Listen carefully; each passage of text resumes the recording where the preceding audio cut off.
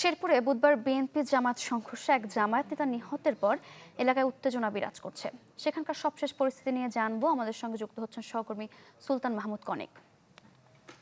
Conic, এমন একটি ঘটনা আমরা বলছিলাম এলাকায় উত্তেজনা বিরাজ করছে, কি বলছেন স্থানীয়রা এবং এখন আইন শৃঙ্খলা পরিস্থিতি কেমন? সারিকা, এই ঘটনার পর থেকে আজকে পর্যন্ত এখন পর্যন্ত কিন্তু এক ধরনের থমথমে অবস্থা কিন্তু বিরাজ করছে। আমরা যতটুকু জানি যে গতকালকের এই ঘটনার পর উপজেলা জামায়াতের সেক্রেটারি রেজাউল করিম তিনি নিহত হন এবং এই ঘটনায় প্রায় শতাধিক আইন শৃঙ্খলা বাহিনীর সদস্য, সাংবাদিক সহ অনেকে আহত হয়। ঘটনার পরপরই স্থানীয় উপজেলা স্বাস্থ্য কমপ্লেক্স, জেলা সদর হাসপাতাল, শেরপুরের বাহিরেও ময়মনসিংহ মেডিকেল কলেজ হাসপাতালে কিন্তু অনেকে ভর্তি রয়েছেন এখনো পর্যন্ত। আর জামায়াতের পক্ষ থেকে আজকে বিকেল 3:30টায় একটি সংবাদ সম্মেলন করা হবে এবং তারা গতকালকে একটি আলটিমেটাম দিয়েছিল যে 24 ঘন্টার মধ্যে যেন সবাইকে, যারা দোষী আছেন তাদেরকে যেন আইনের আওতায় নিয়ে আসা হয়।